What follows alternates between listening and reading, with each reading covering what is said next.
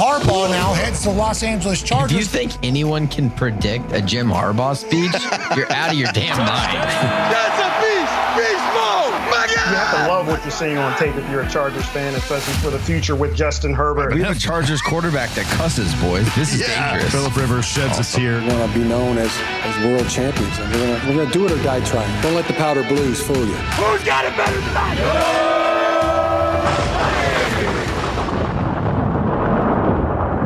Well, good morning there, folks. Welcome back to the Charger Chat. I'm your co-host, Wool Doug, sitting with my buddy, Kev Duggan.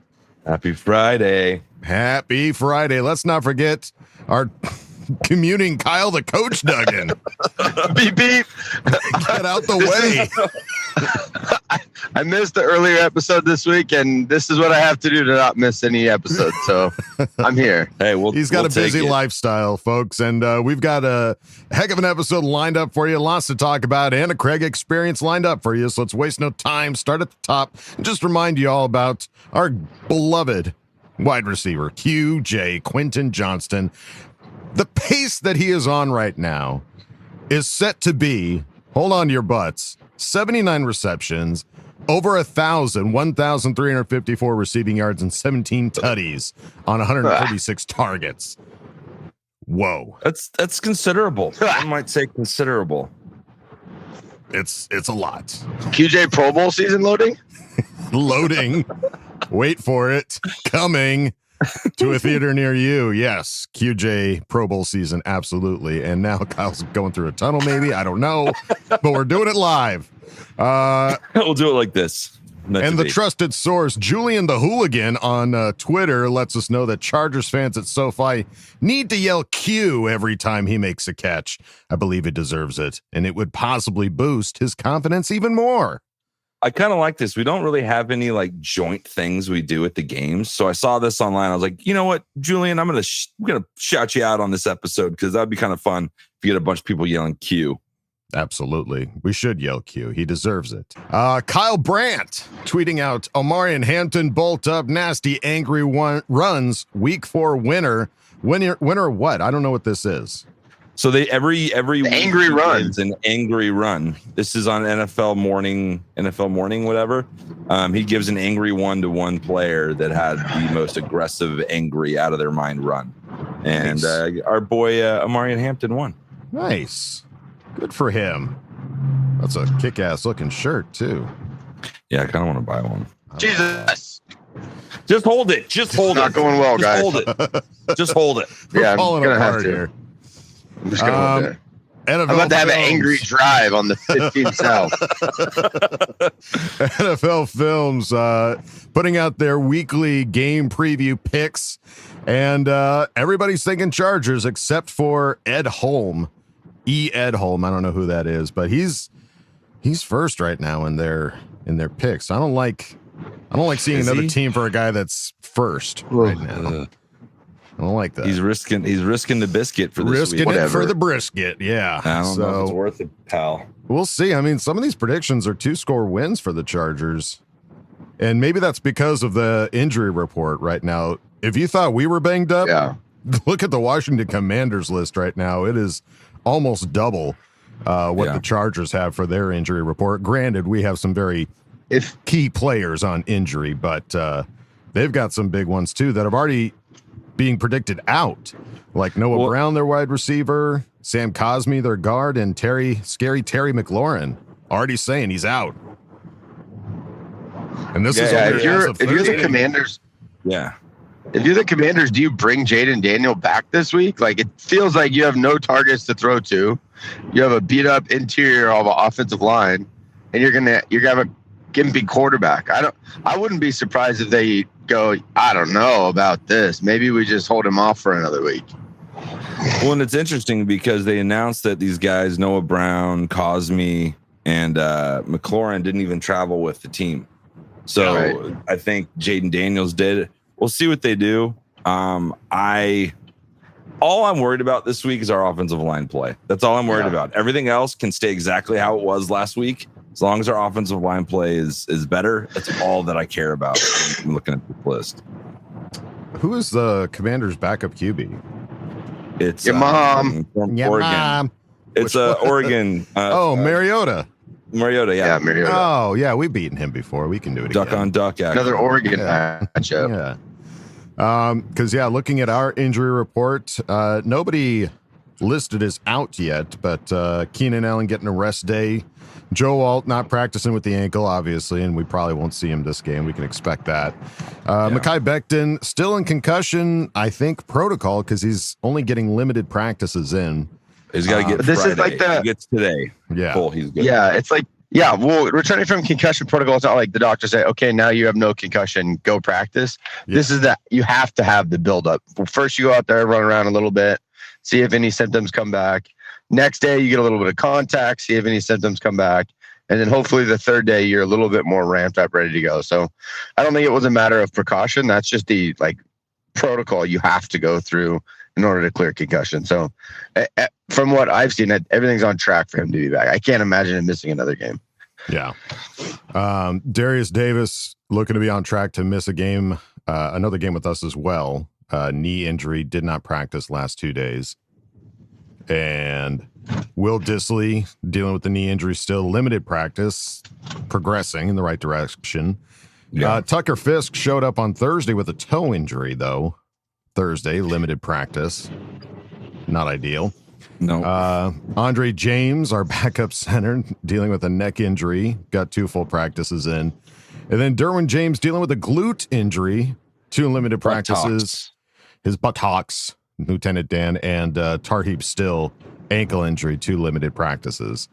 So I don't, do you guys think Tarheeb still should be returning punts based on the performance last week? No, no. I don't think you will. I think that was a one-off emergency, toss him in there. We don't want Ladd to get hurt as well type of situation.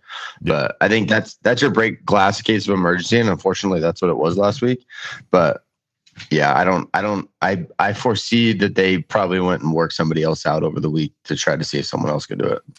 Well, I'm curious because in the past we've seen, like you said, we saw McConkey return. I feel like Haskins has also returned. So I'm shocked that they didn't try to lean more into him. He felt like he did more kickoffs. Like kickoffs, you need that bigger body because you're about to have impact a lot faster. Like punt returns are more of that loose, agile, fast, quick guy. I don't see Haskins being on punt returns as much as maybe the kick returns. Gotcha.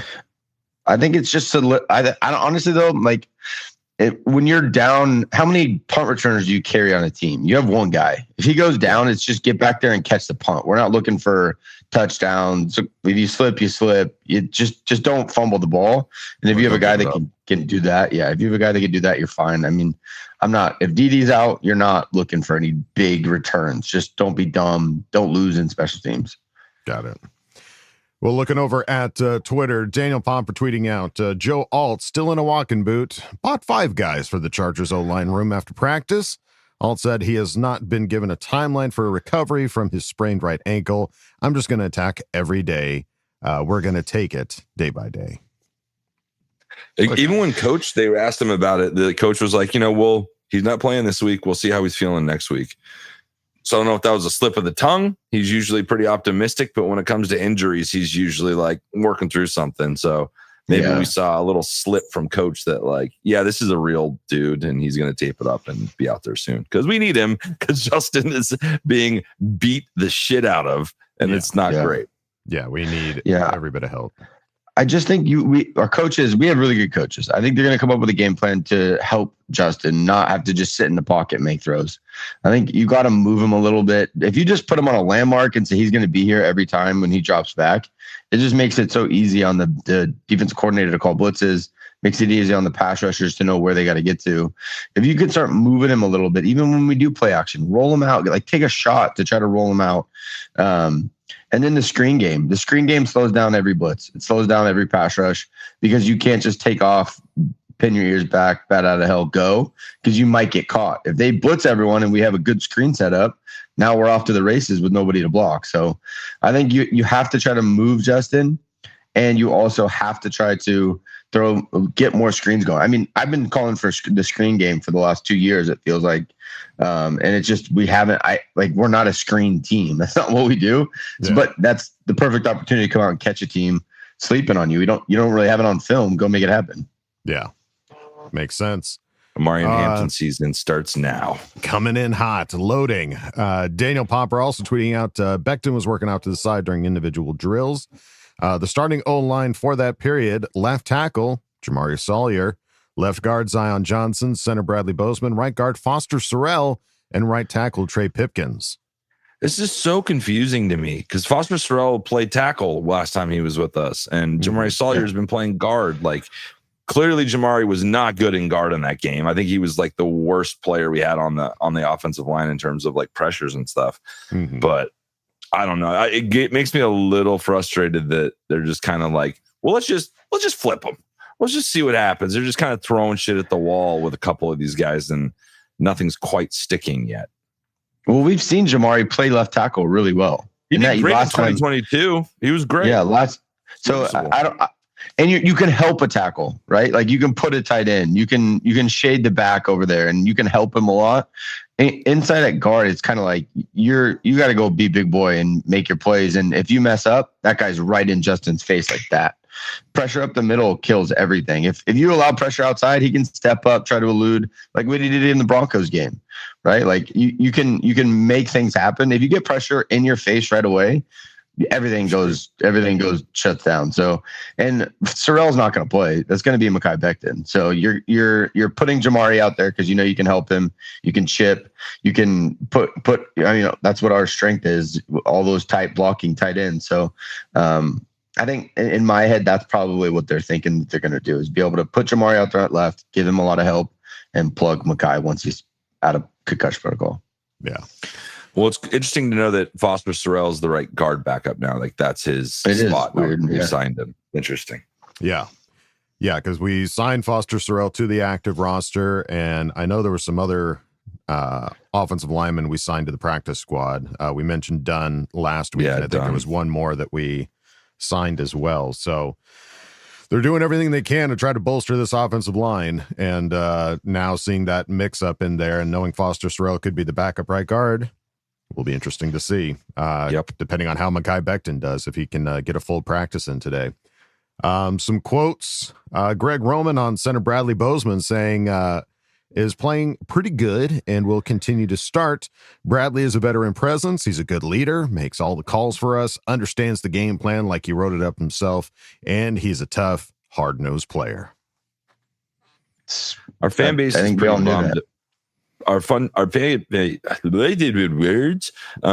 base is pretty bummed out about him this week, is what I'm seeing, like universally. Sure. Like that many pressures coming from the center, like that's supposed to be like the anchor. You know what I mean? That's supposed to be like everything's good. So I just hope he can step it up a little bit. And he's definitely better when Mekhi's in there over like a Jamari situation. So hopefully that helps him a lot this week. Yeah. Quentin Johnston on his success so far this season said a lot of experience, me going through a lot of ups and downs. I feel like that kind of shaped the player I am right now, just learning from past mistakes, while at the same time building on past successes. Well said. Good. Build on it. You build on it, big boy. Keep building, buddy. In fact, what are you talking to us for? Get back to work. Yeah, go keep building. Yeah. Who said you could stop building? Yeah, master builder. Yeah. And then Justin Herbert on Quentin Johnston saying he's added so much to his game. He's just so talented and so gifted, and he's worked incredibly hard and picked up everything. And it's not just a deep threat or yards after the catch. He's a guy that can do everything. What a difference 4 games makes, right? Because we were like, why is he even... Well, he's not even wide receiver 3 like a month and a half ago. And now he's like clearly wide receiver 1. It's kind of interesting. Yeah, no, he's certainly had a absolute change. He's blossomed into a beautiful butterfly after years of cocooning, and finally he comes out and he's just out there making amazing catches. And I think he's tied at least for the lead in wide receiver touchdowns so far this year. So dude, if he keeps going on this, he's going to have 17 touchdowns. Come on. That's absolutely insane. Come on, do it. Come on, do it. If he... we should make a bet that if he hits these numbers, if he gets 17 touchdowns this season, I need to get like a butterfly tattoo with like QJ's face or something like that. QJ butterfly.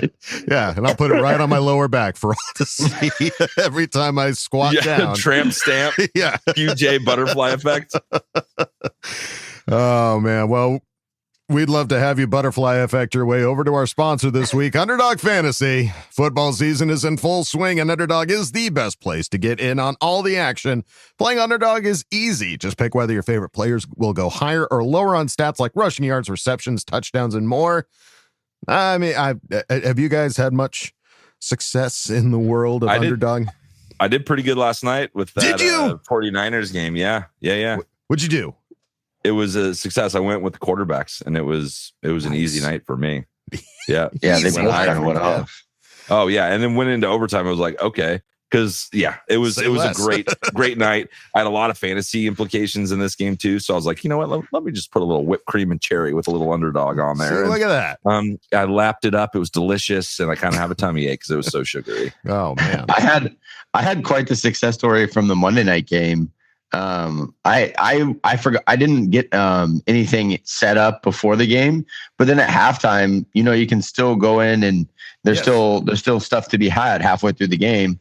And so I saw Micah Parsons put half a sack, and then the Cowboys kicker, he just needed to make one field goal.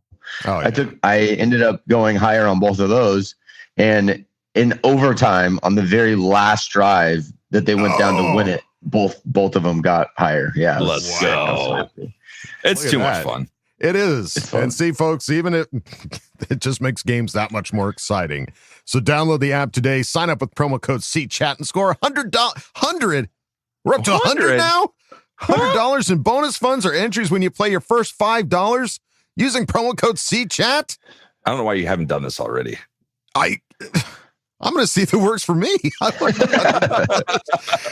Underdog, make picks, win money. Must be 18 or over 19 or over in Alabama and Nebraska, over 19 in Colorado for some games, over 21 in Arizona, Massachusetts, and Virginia, and present in a state where Underdog Fantasy operates. Terms apply. See assets.underdogfantasy.com/web/play and get terms_DFS_.html for details. Offer not valid in Maryland, Michigan, New Jersey, New York, Ohio, and Pennsylvania. Concerned with your play? Call 1-800-GAMBLER or visit www.ncpgambling.org. In New York, call a 24/7 Hope line at 871-877-8-HOPE-NY or text HOPE-NY to 467-369. And after you're done getting $100 freaking dollars over at Underdog Fantasy, come on over to Patreon. Patreon.com/Charger Chat. Check out all the fun, silly videos we got going on over there. It's just an absolute blast. Patreon.com/Charger Chat. But if you don't want to go over there, it's totally fine. Head on over to our regular website, chargerchat.com. Check out all the cool stuff we got over there. T-shirts, hoodies, and stickers. Chat it up with other Charger Chatteteers in the members section. Ask questions and ask Bo Fam. Check it out, chargerchat.com. And if you're watching this on a subscribable platform, please hit subscribe. It helps us out a ton. And now, folks, time to go on to the next segment. You know them, you love them. It's a great experience. Oh, yeah. Oh, yeah. Come on in, man. Kick your feet up. Oh, Great experience. hello there. Make yourself at home. Got some stuff to talk about, right? Moving on.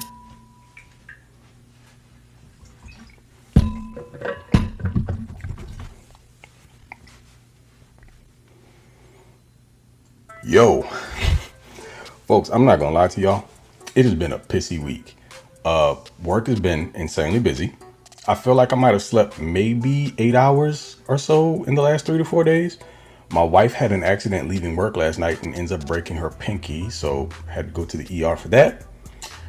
And add to that, this loss has been a specter over my entire week. It's just been hovering and I'm ready to get rid of it. Let's get off the schneid. I don't want to dwell on it too much longer. Instead, let's talk about what's ahead in Sunday's matchup against the Commanders. So with that said, CC gang, the biggest of salutes to the rest of both fam. What's goody? She got Craig in Texas. And I'm ready to move on this next episode of the TCE. So let's get to work. Just gonna give you a quick recap because we don't have to talk much about that game. As a matter of fact, throw it away. Burn it. Men in Black nebulized that joint. But we do want to give shouts out where they're deserved, because there are some. Got to talk about Tuli Tuipulotu. Yikes. For going basically bonkers to the tune of 4 sacks. And also Jesse Menstradamus. He all but predicted that this type of performance was on its way last week, but he also mentioned that it'd be even more of a consistent thing if they were employing a higher level edge opposite Tuli. Not my words, his, but I could not agree more. Then, of course, there's 3 the hard way, Derwin James, who's still playing at the highest level at his position through 4 weeks. So bravo to that. DJ doing his thing for sure. And absolutely Omarion Hampton, because this young man put the league on notice of his arrival. What was it? Nearly 130-ish yards rushing. He only had 12 carries, which we will be getting back to here very shortly, because there's something that we have to discuss. I'm going to try not to get upset about it, because we're here pushing the positive vibes, but it's a little difficult not to. But I'm going to do my very best. So let's talk about some do's and don'ts heading into this matchup against the Washington Commanders, shall we? Starting this off with a do. Do protect the franchise and Justin Herbert at all costs. The offensive line is a complete mess, period. Which means, Greg Roman, do not force feed multiple 5 to 7 step drops into this week's game plan. That's a complete no-go. And it shouldn't have been the case last week either, but I digress. Moving on to the next do lean on the quick passing game. And also screens. You want to get the ball in your playmakers' hands and keep 10 out of harm's way as often as humanly possible. Now, if you lean on play action for your deep shots or play calls that require a little bit more time for downfield routes to develop, you should be okay if something else gets going, which we'll talk about shortly. But on another do not side, don't ask this version of the offensive line to pass protect on nearly double the amount of snaps that they do getting upfield in the running game. Want to know why? Ask any lineman. I'm sure they'll tell you. They prefer getting after cats when pounding the pill as opposed to basically having to be on their heels and reactionary in pass protection. So it's not my personal opinion. I know a bunch of offensive linemen, also in playing the sport. They've all said the same thing. They would rather get downhill and put guys, specifically at the second level, into the dirt. And when you're talking about going back in pass protection, is not natural to them. I mean, they're bigger guys. They have to play with appropriate leverage. Sometimes that's hard to do. And you got to come back really athletic, freakishly athletic, 300 plus pound dudes. And sometimes they're the 250 to 70 pound guys that also run like 4.4s and 4.5s on the edge.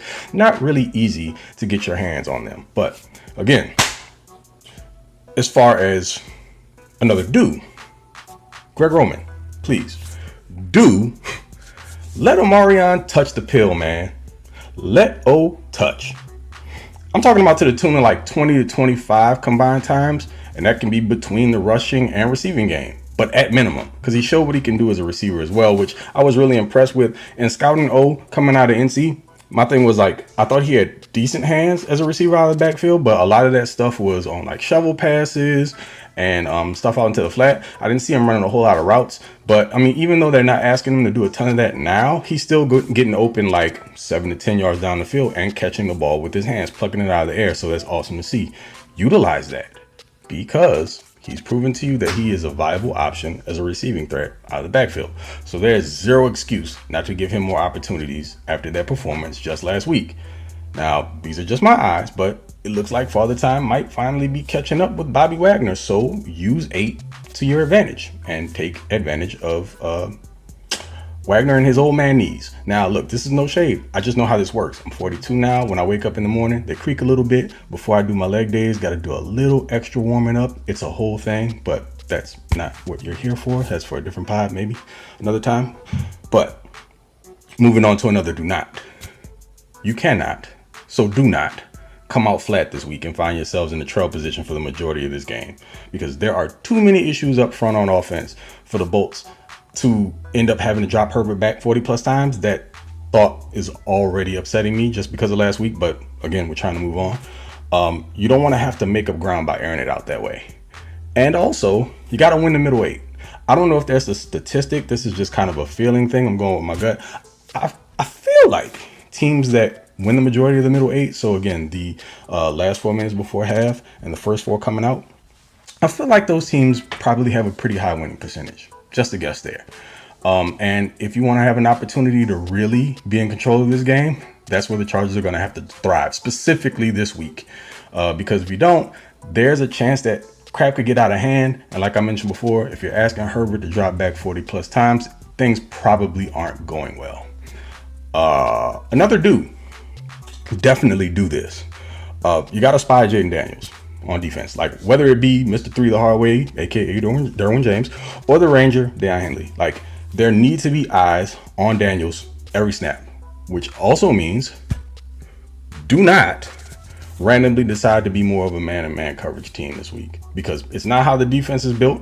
And the more defenders that find themselves like matched up in 1v1 situations, the more likely that backs are going to be turned to Daniels, and he's going to find a ton of turf to burn. So no bueno. Let's not do that. Stick with what works. You're a zone team. Allow your DBs to keep eyes on everything and in front of them, and try to contain him as best as possible.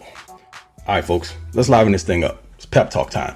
Want to know why? Last week is done. There's nothing you can do about it. Forget everything that happened before, but do know that this league tried to screw over your Chargers with this wild schedule to kick things off. The 3 consecutive division games, crazy work. The fact that the first game was a quote-unquote home game, they tried to sell that to us that way, forget it. We still came out on top, and you've got 3 division wins to show for it. With that said, things got a little rocky last week, but we still got the whole season ahead of us, and guys are going to get healthier. And with that said, again, just because we hit a little bump in the road doesn't mean all hope is lost. On the contrary, we still overcame for the most part through 4 weeks. So that's something to be happy about. But you know what? Forget it all. I want to win this week. Why? Because your boy's physically going to be in the building. That's right. In those seats that you typically see my brothers, Dub, D, Kevin, Kyle in, I'll be there with 2 of my sons. My eldest, who somehow, some way is a Commanders fan. We will talk about that another day. It happened years ago in this RG3 related whole long story. You don't want to hear about that now.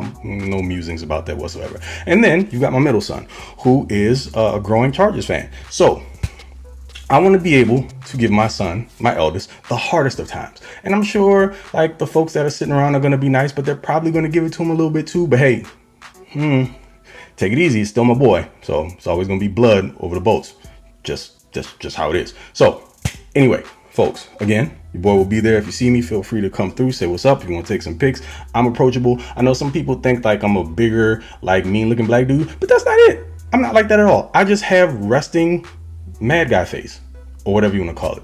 I can't do anything about it, but I'm really a nice guy, unless you screw with my kids or something like that. And then there's a different side of me that you probably don't want to get to know, and you shouldn't have to. But anyway, again, folks, let's go out there and get this dub. Chargers Nation, show up, be in full throat. Let's cheer our boys on. And Greg Roman, please, for the love of God, protect Justin Herbert. That's all I ask. Oh, and again, to win. So, folks, you know what to do post game. Check in with me, my guy Garrett, over on the Lightning Round podcast. Oh, and by the way, there may be a special little crossover ditty coming. By the time you see this, it will probably already be out. I'll share it with you guys on social media so you know what to do. You got to follow me. You know who I am, Mr. Bow Gang, or Do Not Bang, aka over on the Bird app, TOP_FLYT3, and find out what I'm talking about. Nice little tease there, right? So until the next one, y'all take it easy. Let's get this dub, folks. And K, love you, bye. Well, there you go, folks. Another awesome Craig experience. Craig, Thanks, sorry Craig. you had such a rough week. I hope your wife is doing better. And know how that broken wife feels. My wife broke her wrist, and that's no joke. So yeah, sending our love to the wife. Please do. Great do's and don'ts. Hopefully they do lean on some of those. And Kyle, you already mentioned, try to get some screen game going, and let's utilize Omarion, dude. Yeah. And when I'm so pumped that he's going to take our tickets. So if you want to go see him, section 307, go over and say hi. Be nice to his commander son. You can throw a little everybody's shot perfect there every once in a while, but no one's perfect. Yeah. But yeah, go say hi to our guy. I hope you have an absolute blast there, Craig. Bring home the dub, please. I want to see that. And I think actually, let me double check the Chargers uni schedule. This might be their all powder blue Oh, dude. Shut up. Oh, dude. Oh, dude. Oh, dude. Dude again, dude. Dude. Let's see. Please. Week 5 command. Yeah, powder blue jersey with powder blue pants. Powder blue, baby, from top to bottom. You do. Fun to see. Maybe That's going to be cool colors out there. It is. Yeah, I don't know what the Commanders are wearing, but Chargers wearing all powder blue. That's going to be super fun. So have an absolute blast, Craig. Thank you again for an awesome Craig experience. Thanks, buddy. And that's going to do it for us, folks. But before we go, as we always do, we need to make our own bold predictions going into week 5 against the Commanders. Kyle, hit it. I'm going to go Chargers win 24-17, 24-17. And I'm going to go Derwin James needs a pick. Like it's got to happen. I feel like the turnover is gonna be forced. We're gonna keep Jaden Daniels in the pocket, make him beat us with his arm, and DJ with a pick. I'm gonna go simple, sweet, easy this week. Simple Jack, love it.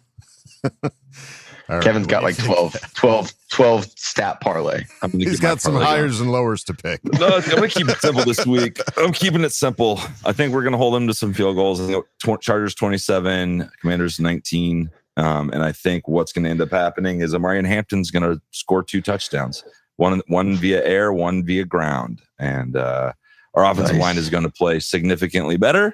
That's number 2. And number 3 is we will not have 100 yards of penalties this week. Wow. I like it. And those are safe. We'll be able to hear, and there's more, and we'll be able to hear the Q chant on TV because everyone's going to get so loud and yell Q when he does well. All right. I'm going to keep it simple. Here's 5 What if I got picks for everything except for that one? That would suck. Guys, get loud. Say Q, please. Don't blow this for me. All right. I think Chargers are going to win. I'm going to say 27-13. And yeah, I think I think they're really going to lean on Omarion this week. It was too good of a game for him last week to not lean on him, and so I think he gets 2 tutties over 100 yards rushing and in a game ball. Seal the deal. Game ball. Throw that one at the end that really will blow up your entire parlay. It's just what we do. All right, folks. There you go. Coach Harbaugh gives everyone a game ball, so that's a really easy one. Yeah, that's an easy pick. That's a gimme on Underdog. So that's one of those gimmies from Underdog. Bold predictions in the books. That's going to do it for us here at Charger Chat. Any final thoughts, gentlemen? I'm excited to get back home to the United States of America and watch some Chargers football with my buddies. So let's go. Bolt up, baby. All right. Amen, brother. There you go. All right. That's going to do it for us here at Charger Chat, folks. Don't forget to bolt up because we're ready for any squad, any place. Okay, love you. Bye. Okay, love you. Bye. Okay, love you. Bye.